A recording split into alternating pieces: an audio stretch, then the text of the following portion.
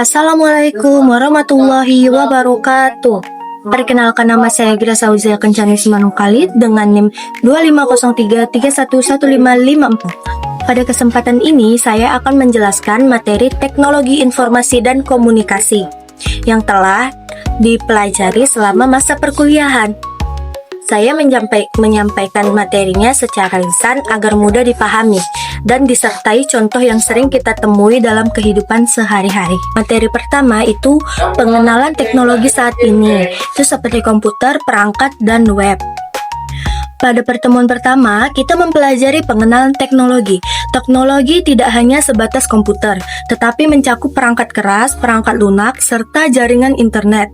Teknologi hadir untuk membantu manusia menyelesaikan pekerjaan dengan lebih cepat, tepat, dan efisien. Di dunia pendidikan, teknologi sangat berperan penting. Mahasiswa bisa mengakses materi kuliah secara online, mengerjakan tugas menggunakan aplikasi, dan berkomunikasi dengan dosen tanpa harus bertemu langsung. Teknologi juga memudahkan penyimpanan data dan pencarian informasi. Contohnya, kita menggunakan laptop untuk mengetik tugas, smartphone untuk komunikasi, dan internet untuk mencari jurnal atau e-books pendukung perkuliahan. Nah, yang pertemuan kedua itu materinya tentang terhubung dan berkomunikasi online, internet, situs web, dan media. Materi ini membahas bagaimana cara kita terhubung dan berkomunikasi secara online. Internet menjadi media utama untuk komunikasi digital, seperti melalui email, website, dan media sosial lainnya. Namun, dalam berkomunikasi secara online, kita harus memperhatikan etika juga. Etika komunikasi yang penting agar tidak menjadi kesalahpahaman, penyebaran informasi palsu, atau konflik digital. Kita harus bijak dalam menyampaikan pesan, menggunakan bahasa yang sopan, dan menghargai lawan bicara kita. Contohnya, saat mengirim email ke dosen, kita harus menggunakan salam, bahasa yang sopan, serta tujuan pesan yang jelas.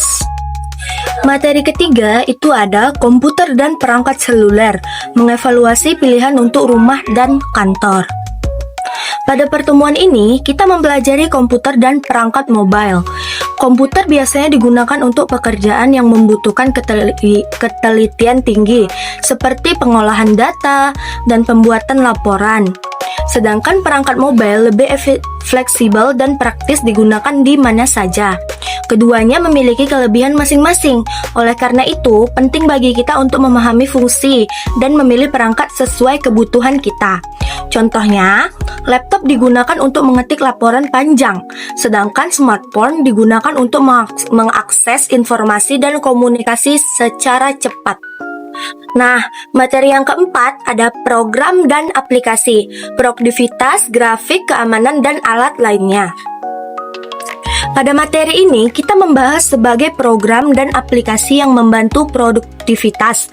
Aplikasi diciptakan untuk mempermudah pekerjaan manusia, mulai dari pengolahan dokumen hingga desain dan keamanan. Mahasiswa perlu mengenal dan memanfaatkan aplikasi yang sesuai dengan kebutuhan, agar pekerjaan menjadi lebih efisien dan hasilnya lebih maksimal. Contohnya, Microsoft Word untuk membuat laporan, PowerPoint untuk presentasi, dan Canva untuk desain visual. Materi nomor 5 itu ada keamanan digital, etika, privasi, ancaman masalah, dan pertahanan. Materi ini sangat penting dibahas karena mengandung keamanan digital, etika privasi di era digital. Pada data pribadi sangat rentan disalahgunakan jika tidak dijaga dengan baik. Kita harus memahami ancaman digital seperti virus dan pencurian data. Selain itu, kita juga harus bersikap etis dalam menggunakan teknologi, seperti tidak menyebarkan informasi pribadi orang lain. Contohnya, menggunakan paspor yang kuat dan tidak membagikan kode OTP kepada siapapun. Nah, materi nomor 6 itu ada komponen komputasi, prosesor, memori, komputasi awan, dan lain-lainnya. Pertemuan ini mempelajari komponen komputer seperti prosesor, RAM, dan penyimpanan. Setiap komponen memiliki fungsi penting dan menentukan kinerja komputer. Selain itu, kita juga dikenalkan dengan cloud computing yang memungkinkan penyimpanan data secara online. Contohnya, RAM besar membuat laptop lebih cepat, dan Google Drive digunakan untuk menyimpan file secara aman. Materi nomor 7 itu ada masukan dan luaran, memperluas kemampuan komputer dan perangkat seluler. Materi ini membahas perangkat input dan output. Input adalah alat memasukkan data ke komputer, sedangkan output adalah alat untuk menampilkan hasil proses data. Pemahaman tentang input dan output membantu kita menggunakan komputer dengan lebih efektif. Contohnya, keyboard dan mouse sebagai input, monitor dan printer sebagai output. Materi yang ke-8 itu ada penyimpanan digital, menyimpan konten secara lokal dan di cloud yang diperluas. Materi ini membahas tentang perangkat penyimpanan data. Penyimpanan sangat penting untuk menjaga data agar tidak hilang dan mudah diakses oleh orang lain. Ada penyimpanan lokal dan penyimpanan cloud. Masing-masing memiliki kelebihan dan kekurangannya. Contohnya, flash disk untuk menyimpan data sementara dan Google Drive untuk cadangan data.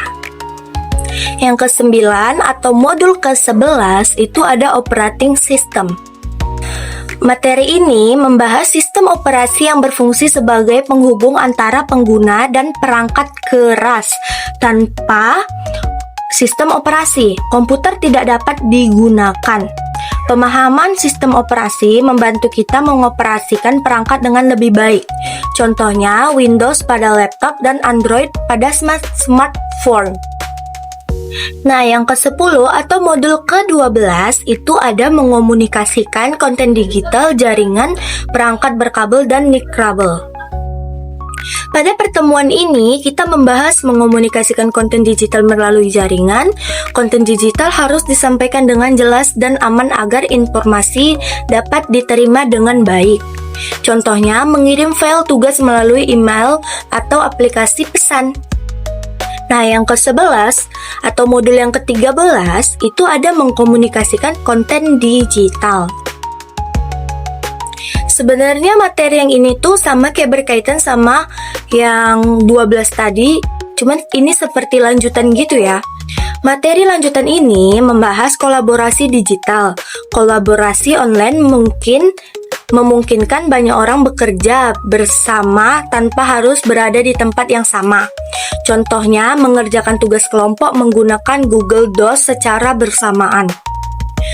Yang ke-12 atau yang modul ke-14 itu ada bekerja di perusahaan, sistem sertifikasi dan karir. Materi ini membahas penggunaan teknologi di dunia kerja. Teknologi membantu meningkatkan efisien kerja dan komunikasi antar karyawan. Mahasiswa perlu memahami hal sebagai persiapan memasuki dunia kerja. Contohnya, penggunaan sistem absensi online di perusahaan. Modul ke-15 itu ada lanjutan dari modul ke-14. Pertemuan itu, kita membahas etika profesional dan pengembangan karir. Sikap profesional sangat penting dalam dunia kerja, terutama pada pengguna teknologi. Contohnya, menjaga kerahasiaan data perusahaan dan menggunakan email kantor dengan bahasa yang profesional. Oke, demikian penjelasan teori dari saya. Lebih dan kurang saya mohon maaf. Assalamualaikum warahmatullahi wabarakatuh. Bye-bye.